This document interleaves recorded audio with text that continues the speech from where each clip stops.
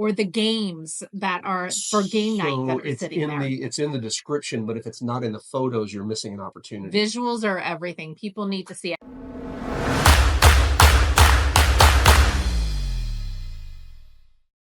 The reason that you are surfing YouTube and Google is because either you own short-term rentals or you're looking to buy short-term rentals somewhere, whether that's in Austin, Texas, Texas Hill Country, outside Texas in the US, or somewhere else in the world.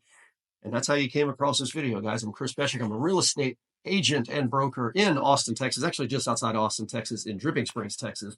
And I am here with the CFO, the Chief Marketing Officer. There's some other acronyms that accurately depict Miss Jodi Clear of Product Placement. I Love Vacations. Jodi is a treasure trove of information and knowledge on short-term rentals. Been doing this how long now? I've been in the industry 10 years. This is my 10th year. Just got back from the Vacation Rental Managers Association, and it was my 10th year. Did you get a pin? No. What the heck? I know. Anyway, Jodi's been doing this for a while now and manages how many doors total? Around 700. 700 total. She knows what the heck's going on. And what we're doing in this series, if you haven't seen the previous videos, I mean, we've talked about short-term rental lending. We've talked about short-term rental insurance. Jodi and I have done 4 videos already previous to this, and we're just rolling on with this series because it's a hot topic right now, both on both sides of being an owner, people that don't want you to be an owner. And we're just trying to give you all the knowledge that you need to make wise decisions, because at the end of the day, this is a financial play. And the whole point behind this is to make money in some way, shape, or form, whether that's cash flow up front, whether that's long-term equity in your product or project. That's what we're trying to do. So thank you. And I'm just going to turn it all over to you, and you're going to tell us what kind of properties to buy and why. Go. Great. That's it. Okay. No, I think this topic I was super excited about because just now coming back from the national conference where we had over 2,500 professional managers, anyone from co-host to professional managers that manage, up to 5,000 units were at this conference. And there's a lot of mind share that's going on and a lot of panels. I was asked to be on 2 different panels, super excited to share my knowledge about Texas and the Hill Country. But everybody's talking about where's the hottest market, right? That's what everybody wants to know. I get phone calls from investors all the time. They're like, where should I buy? Where should I buy? And the answer is anywhere that you want to be, right? And you said that before, like absolutely. If you love it, other people are going to love it. Yep. And at the end of the day, this is your home. Yep. This is your second home. This is your family's getaway place. This could be a retreat. It could be your retirement home. There's multiple reasons that people purchase that second home. That's a big play a lot of people don't talk about is if you're, let's say you're 10, 15 years from retirement, you know that you want a retirement home. You can't really spend much time there now because you're just busting your butt to make money. Well, have somebody else pay for it for the next 15 years. And then when you get it, okay, you bought it at today's prices, not escalated prices 15 years from now. Right. It's a hell of a play. Then it's, then you're in the golden years of retirement. Sure. And whether it's a lake house, maybe it's something out in the hill country, maybe it's just a weekend house, or a lot of people too, they get into that point where they're in that midlife, they're downsizing, all the kids are gone, they're empty nest. But pretty soon, like myself, hopefully there's grandchildren in the future, I'm going to want a larger home that the whole family can gather in. So almost like a family compound. Yep. So that's another reason and a huge tax write-off.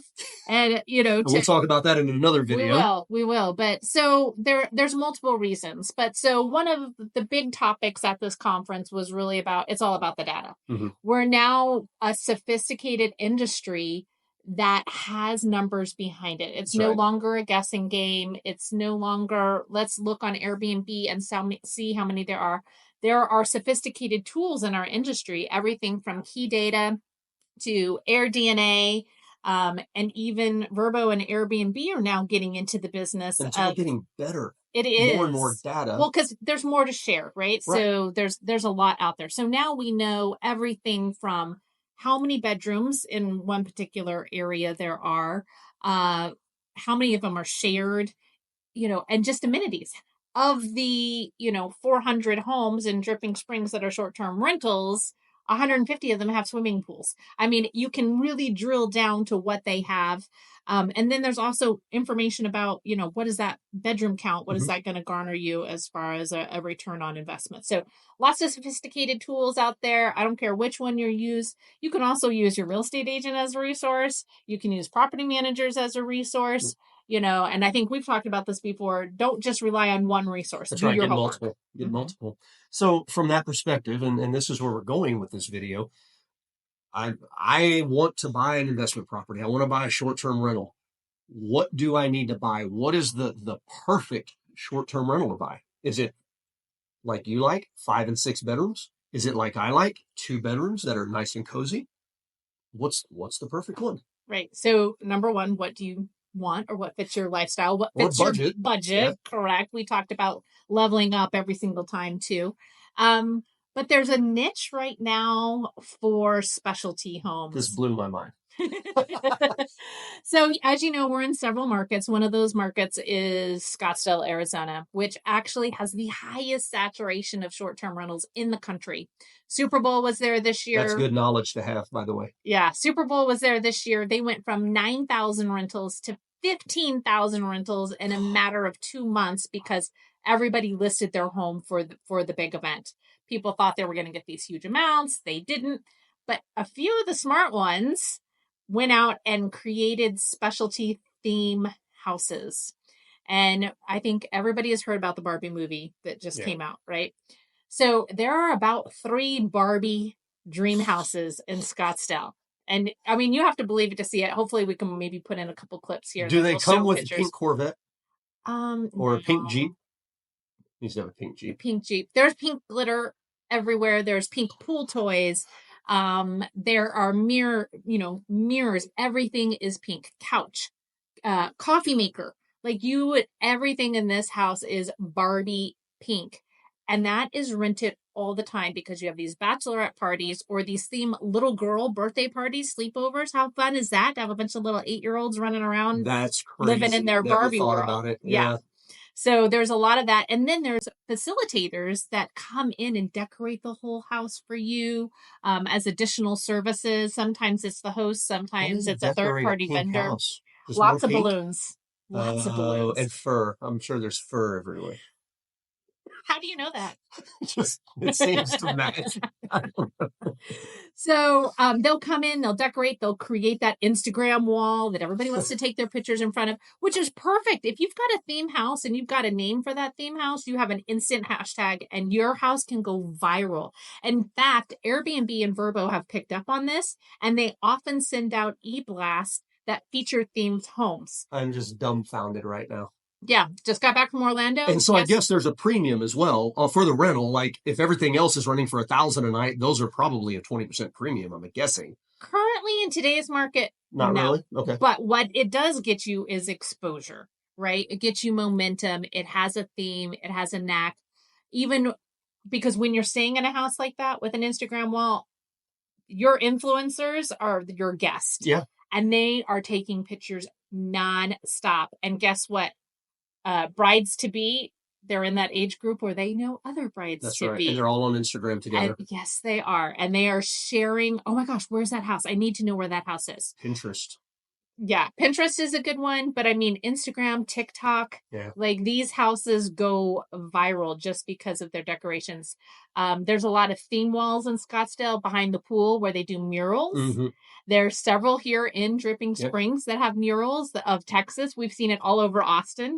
I love you so much. Well, yeah, it started with that and the frog holding its eyeballs or whatever. The wings, right? Yeah, the wings out there and drip. And then you've got the wings.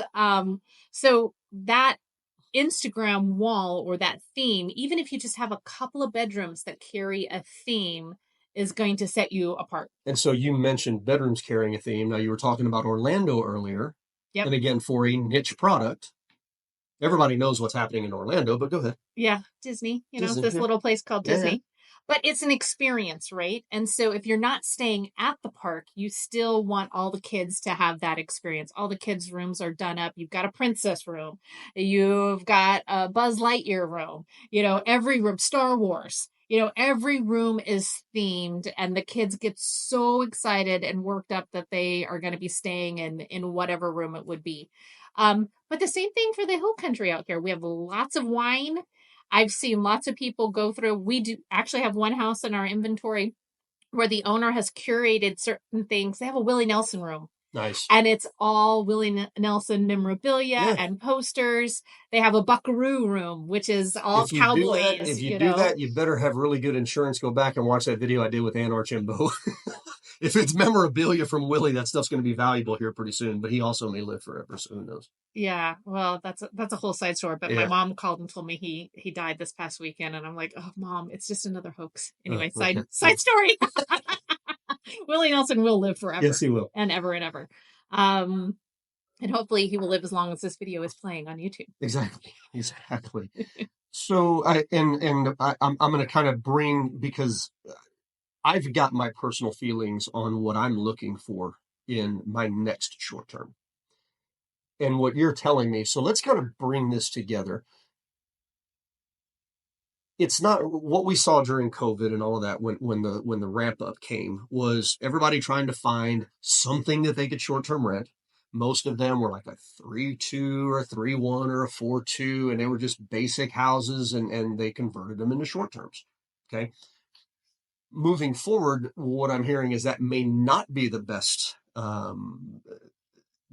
use of your funds to buy something like that. You need to be a little bit more selective in what you're looking for so that you can create these experiences. Right. Is that kind of what you're saying? Yeah, absolutely. You want something that nobody else has. So using that data, you want to look at bedroom counts. Where is there a void in the bedroom counts? I just looked at a market the other day. Anything over 4 bedrooms, there was only 5% of the total inventory had 4 bedrooms or more. It was very concentrated. Okay. Yeah. The other thing would be some of the specialty things that we talked about: tree houses, tiny homes, yurts. I don't get it. Yeah. I mean, that is an experience. Yep. And people not only want accommodations, they want experiences as well. So even if you can incorporate, close to hiking trails, close to the river, walking access to, trails in my neighborhood or whatever, if you've got a local park that has amazing mountain bike trails, that's going to appeal to people who are on mountain bike trips. So whatever is special about that house, you need to highlight. Okay. What makes that house unique? Because a 3-bedroom, 2 baths just not cutting it anymore. No, and I'm seeing that too in our markets that we're in. So if somebody, let's go from the perspective that somebody currently has a house, it's suffering a little bit in rental. Okay. How do you go about making it unique? Not everybody's going to turn it into a Barbie house, okay? Because you say if you like it, other people like it. I would never turn my house into a Barbie house personally, unless there was enough money involved. I guess I would. Kind of tells you what I view my short-term rentals as. But how do you go aside from saying, oh, there is a trail down here? How do you make your house unique if it's like 40% of the market in your area? So you have to remember, you're selling something that people only see in pictures. Okay. Photography is everything.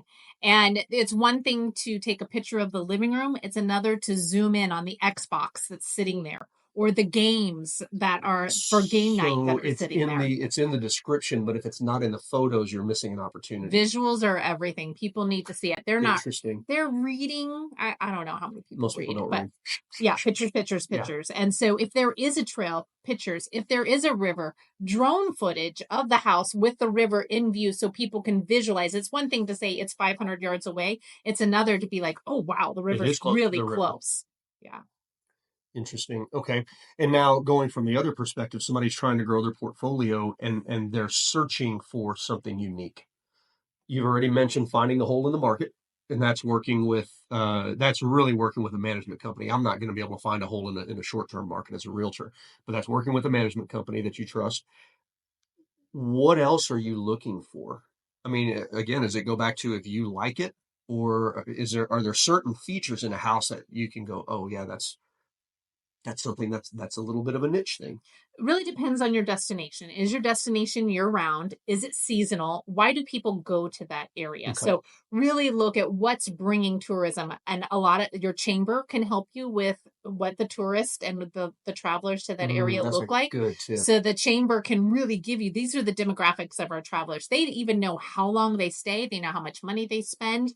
They know who's coming. So really rely on your chamber to get you that information. Here in the Hill Country, we're a popular destination from spring break all the way through summer. Yeah. So swimming pools are it. People, it's hot. Yeah. And they want a swimming pool. Well, So, and talk specifically, like we're October of 2023. Give people an idea of what a swimming pool means in terms of revenue. Well, I know you can't, this is not her telling you if you've got a swimming pool, you're going to make this much money. We're going to disclaim that. But I mean, a rough idea. Yeah. To quantify it is difficult because there is a formula with the bedroom count and how many people it sleeps and that type of thing. But a house that has a pool versus a house that doesn't have a pool, I mean, you're looking at 30 to 40% increase in rental income. 30 to 40% for a swimming pool during the summer, spring to summer months, for sure. Wow. It's huge. It's huge.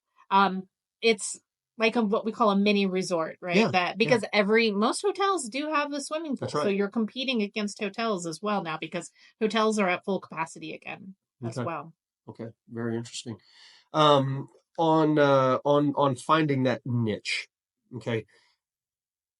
You've mentioned the Barbie thing, the Disney thing. Do you recommend that if somebody doesn't really care where it is? Again, this is an investment for them. This isn't necessarily I like the mountains, I'm going to be in mountains, because there's a lot of people that are just looking at this from I don't care where it is, I just want a good investment.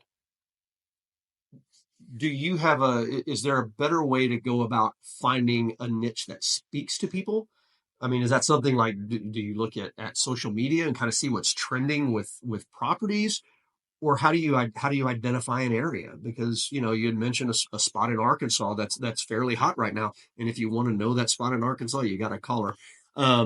We're not going to give away all of our secrets. No. Just 99%. But you agreed with me as well. Oh, absolutely. That area is hot. And it was a lot of fun recently. But how do you find a niche area? Or a niche house for an area? Yeah, I think I'm going to go back to what is that area known for? I mean, Orlando's known for Disney. Scottsdale's known for bachelorette parties. The Hill Country's known for wine trips. So some of our best houses here are fun. They have huge outdoor kitchens with like a bar or some type of thing. I've seen houses with little speakeasies.